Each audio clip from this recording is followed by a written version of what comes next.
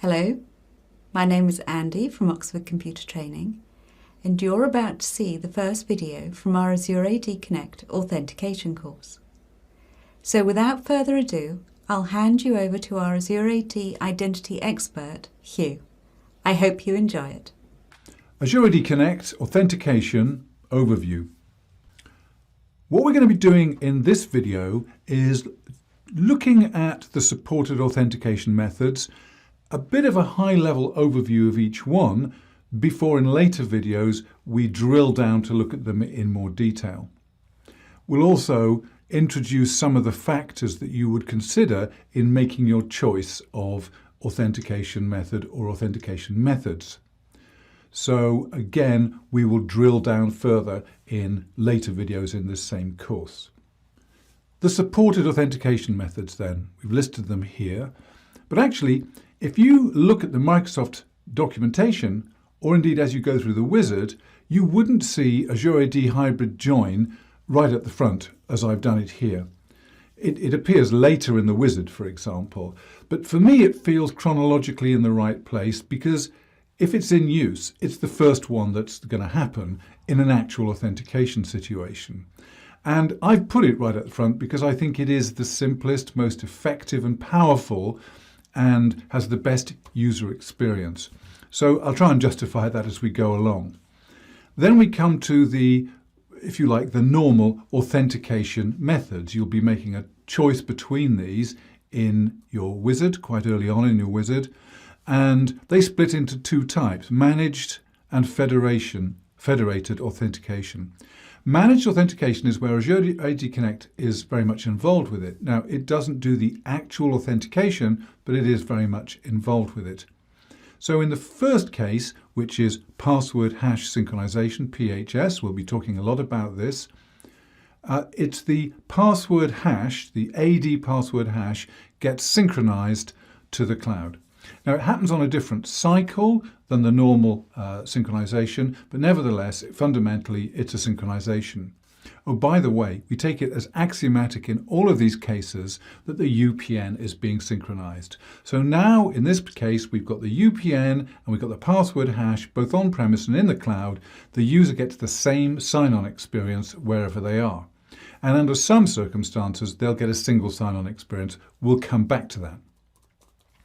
In the case of pass-through authentication, the next one, PTA, it's the local AD that does the authentication. With PHS, it could be either AD or Azure AD that does the actual authentication. But Azure AD Connect is very much involved with it because it provides an agent, and that agent is called upon to do the authentication against AD. So AD does the authentication, but the agent acts as an agent. So when a user hits the cloud and tries to sign on the cloud, they effectively get redirected to the local AD via this agent. More about that later. With federated authentication, Azure AD Connect steps back from the whole process and lets a federated solution, a federation solution, do the work. That could be a third-party federation solution like PingFederate, or it could be Microsoft's own ADFS, Active Directory Federation Services. We'll drill down into all of these in the coming slides, and then even more so in the coming videos. We're going to talk a lot about the choice of authentication method. So you will at some point in the wizard be choosing one or sometimes a number of these authentication methods. And it's so important to get this right. First of all, because changing it later is not a trivial task, but it's possible. That's not the primary driver here. Of course, your choice has to be secure, and it has to meet whatever policy strictures that you might have, whatever compliance requirements that might be there. And you've got to be happy that it's secure. But also, you want it to be good for your users. You're trying to take your users on a journey into the cloud and have them effectively using Office 365 licenses that you're paying for. So it really pays to get this right from the user perspective too. It's not good enough to say, oh, let's just get it working and then we'll sort out the best way later. Get this right from the start and then your users are going to be happy, and you will also have the best solution for your organization. Secure, meeting your various policy and compliance requirements, and great for your users. And your choice is going to depend on things like existing infrastructure, the complexity, time and cost, and the environment-specific authentication policies and demands, in addition to the user experience, of course. So, for example, if you've already got a federated solution, that existing infrastructure, well, it might make sense to use it. If your main driver is to keep it as simple and cheap as possible, that might push you in the direction of password hash synchronization. If, on the other hand, you have a policy which says that you're not allowed to have any kind of password in the cloud under any circumstance, even if it's a hash of a password, well, you couldn't go down the PHS route. That might push you towards pass-through authentication, PTA. Now, we'll talk more about the criteria later in this, and as we go through the whole of this course, we'll be filling in more and more detail on this. So let's look at the first of these, and I said that the first one I would talk about would actually be Azure AD Hybrid Join. Now, this is one of several device registration approaches in Azure AD.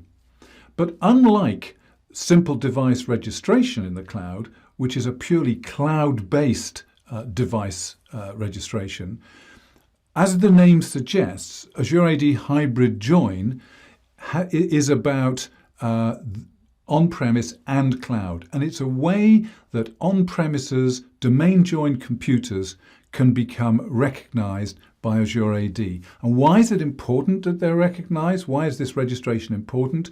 Because there are quite a lot of things that you can only do, depending on how you've configured things, of course, if you've got a device that Azure AD knows about. So this is doing for devices, computers really, domain-joined computers, what Azure AD Connect is already doing for users and groups. It's doing this synchronization. When you configure it in the wizard, when you check the box to say I want Azure AD Hybrid Join, the wizard configures what's called a Service Connection Point, or SCP, and it configures the necessary synchronization rules as well. And this means that domain-joined computers, when they fire up, when you log in effectively, when you sign in, they can, if they're domain-joined, they can discover this SCP, this Service Connection Point, which is really just an object sitting in your local AD with the name of the tenant, of the Azure AD tenant, and a GUID and so on. So it's a pointer to the right tenant. Now, this Windows device, Windows 10 device typically, but actually with the right configuration, you can use down-level Windows right back to Windows 7. This Windows device now knows which is the tenant concerned, and it can generate a certificate. And during the next synchronization cycle, the synchronization rules, which as I've just said have been configured, will synchronize that device with its certificate to Azure AD. It now is hybrid joined. Azure AD knows about it, and so various conditional policies and so on can all take their appropriate effect. It's you now have a situation where if the device trusts the user, Azure AD trusts the device, and so Azure AD authenticates the user without any further interaction. So the trusting the user thing could be Windows Hello, for example. This gives a simple, powerful, and secure single sign-on experience, which is great for users and great for everybody. But it's unlikely to be sufficient because there will be circumstances where a user is using a device which is not registered, or you've got users who are not domain-joined users. In either of these circumstances, there's going to have to be another way of doing it. And that's why this is only in addition to the primary choice that you make, password hash synchronization and so on, that we're about to discuss. And here is the first of these, password hash synchronization. The easiest to implement. It's also the default. If you take the Express installation or you go through the custom installation without actually changing any choices, then this is the one you get, password hash synchronization.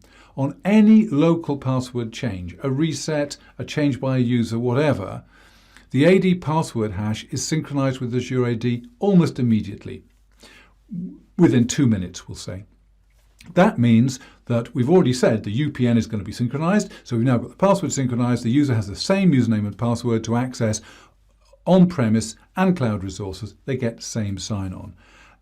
And if combined with seamless single sign-on, which we'll talk about in a little while, then under some circumstances they will get a proper single sign-on.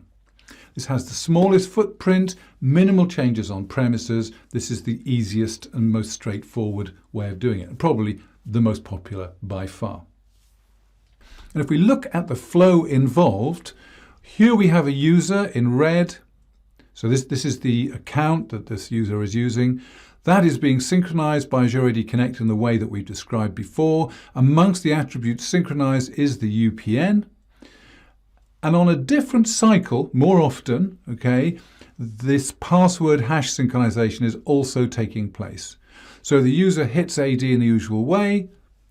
They provide their username and password. If they hit the cloud, they provide the same username and password. With pass-through authentication, there is a simple service, an agent, which is present on an on-premises domain-joined server. Logically, you would put it on the same server as Azure AD Connect itself. You can have it on other ones, and if you had staging servers for Azure AD Connect, you'd probably put the agent on those as well.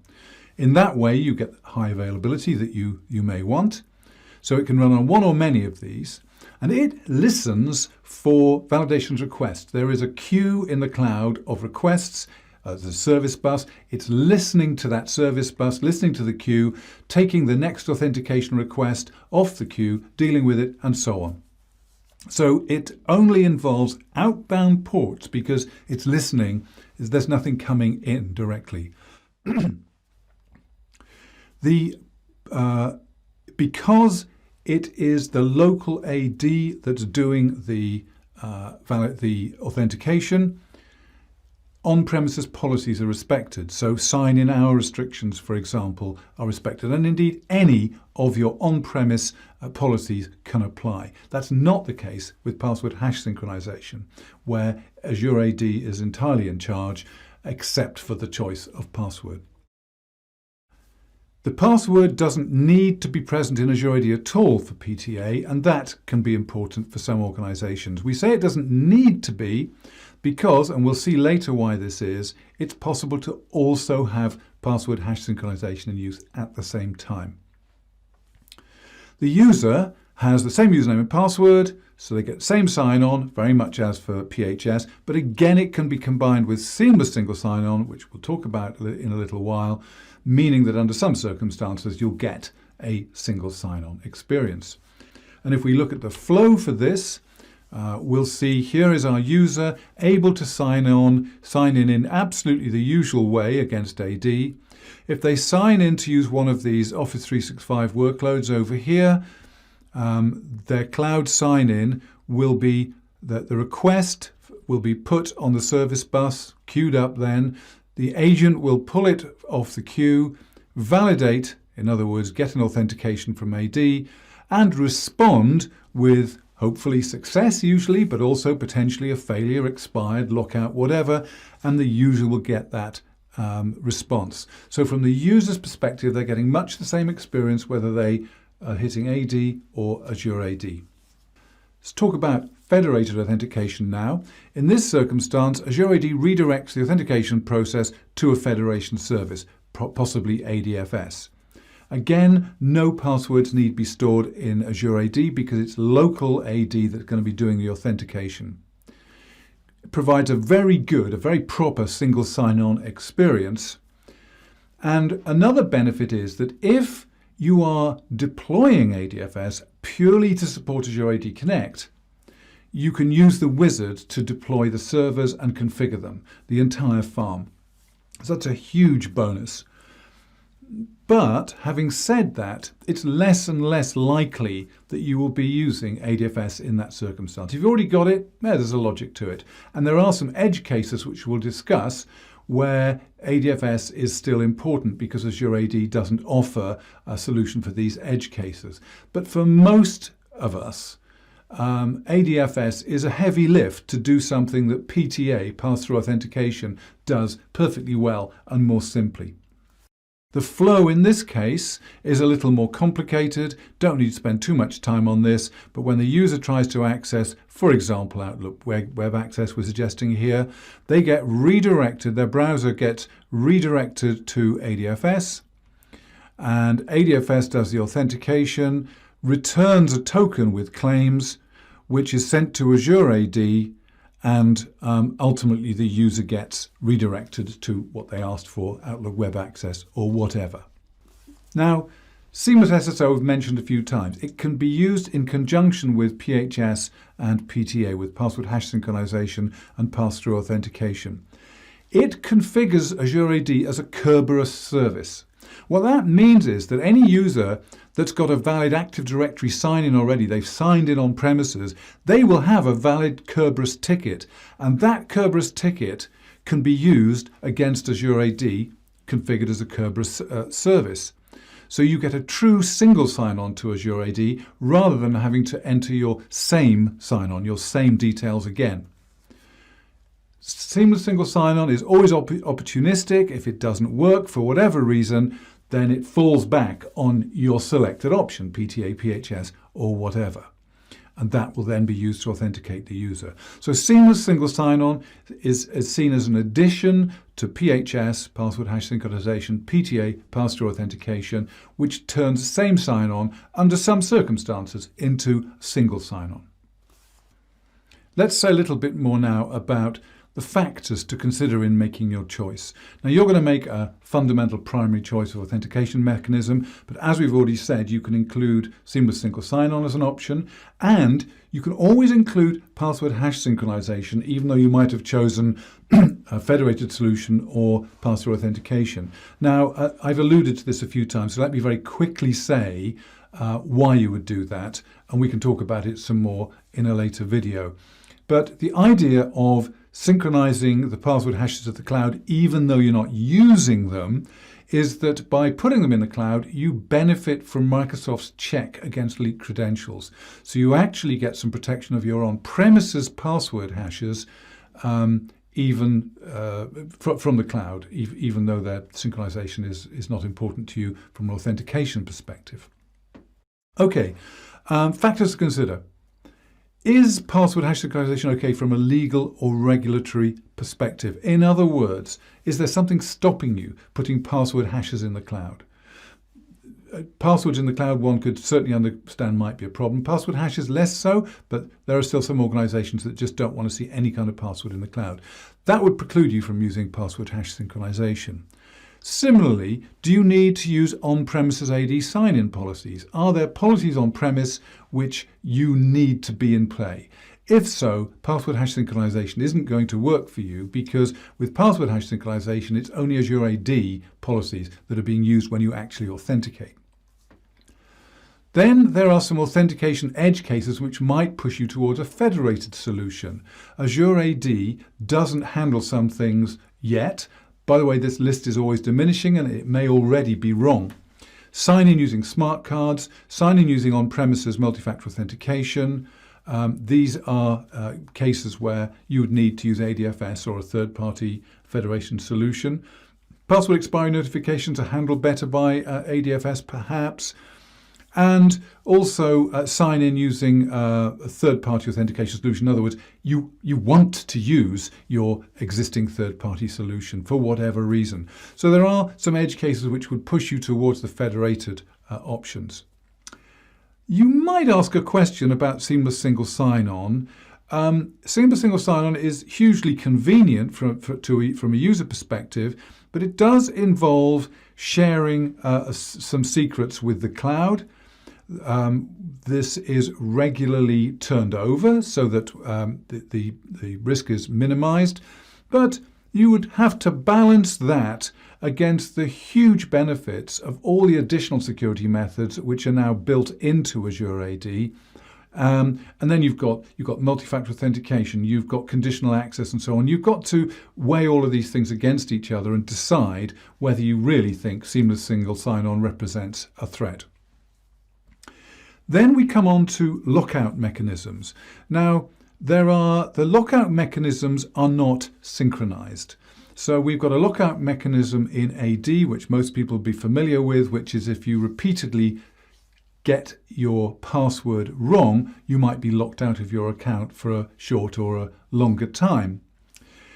Azure AD has its own lockout mechanisms as well, but the two aren't synchronized. So you probably need to think this through. If you're using PHS, you've effectively got two independent lockout mechanisms, and it's quite possible to be locked out of one and not locked out of the other, even though the password hash, of course, is exactly the same.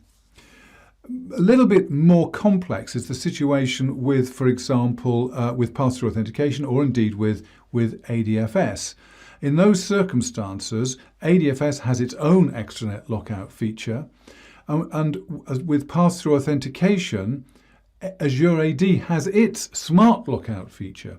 Now, the point of the smart lockout feature is to try through machine learning and so on to avoid false positives.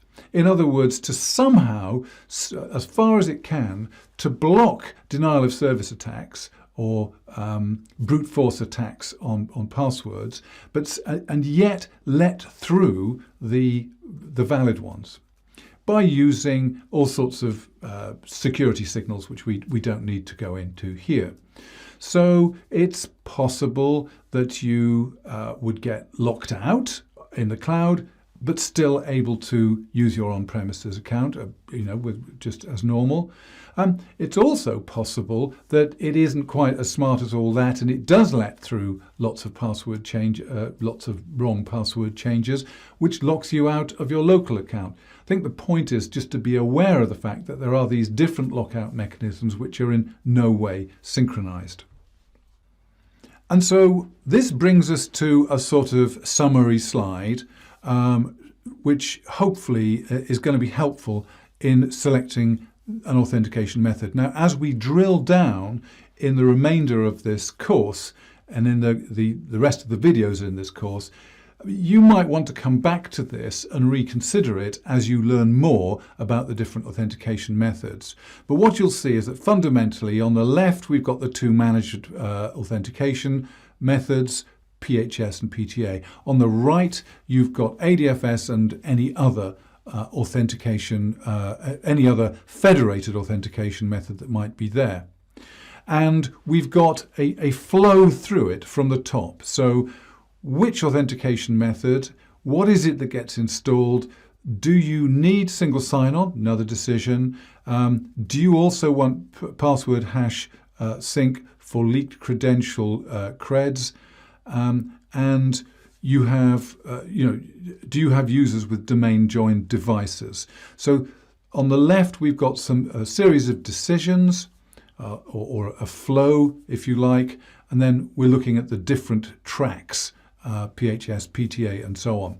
Now notice that where we say PHS for leaked credentials, there's also a suggestion that it's a fallback. So suppose that you've got pass-through authentication, that's your fundamental choice, and you've decided to check the box in the wizard also to have password hash synchronization. Two things you get from that. One is the check against leaked credentials. The second is that should pass-through authentication fail, or should you decide to change from it to password hash synchronization, the hashes are already synchronized, so it'll speed up. You've still got to go into the wizard, you've still got to change the process, the method of doing it. But you haven't got to wait, you haven't got to get everybody to change their password again because the passwords are already in the cloud. Okay, if we go down the left here, the red one, PHS, this is suggesting that you want the simplest, lowest footprint approach. This is the one that Microsoft recommends. As we go down, we see that very little has to be installed. Additionally, you can choose to install seamless single sign-on if you want that. PHS is already there, so that's irrelevant. And if you've got domain join users, well, yes, let's also have hybrid Azure AD join, because that's going to be the one that happens most of the time and is going to be the best experience we can give. The next one, pass-through authentication. This is where perhaps you want to enforce local AD user level policies. So, and there might be other reasons, as we discussed, why you wouldn't go with PHS. But this is the primary thing here. So, given that it's rare that an organization simply can't put a password in the cloud, the primary discussion here is, do you want to enforce local AD user level policies? If so, it's got to be AD that's doing authentication. That means we're going to go down the PTA route. What gets installed? A PTA client, and that's done through the wizard. And of course, you can do multiple servers if you want high availability. Again, you can install SSO if you want to. And you can additionally install PHS if you want to. Again, it's just a checkbox in the wizard. And again, Microsoft recommend this in all cases. And then, as with all of these, why not have hybrid Azure AD join if you've got domain joined devices? Then we move, and the left to right has a preferred to less preferred sort of flavor to it as well. So why would we go with ADFS? Because there are some edge cases, which we've listed here at the time of writing. What gets installed? Well, if necessary, the entire ADFS platform, but it can be deployed through the wizard, so that's a huge help. Do you need single sign-on? Already built into ADFS, so you don't need that in addition. You can still have PHS in addition. You can still have hybrid Azure AD join in addition. And then the last one is barely worth mentioning, but third-party federation tool. If you go for that for whatever reason, presumably because you've got the tool and you want to use it, then what gets installed? Well, whatever it is that comes with that solution. Do you need single sign-on? Presumably that comes with the third-party solution. But again, you can still additionally choose to have password hash synchronization in place for the reasons we've described, and also hybrid Azure AD join if you've got domain joined devices. So hopefully this is going to be a useful little summary as we go forward. So what have we been talking about here?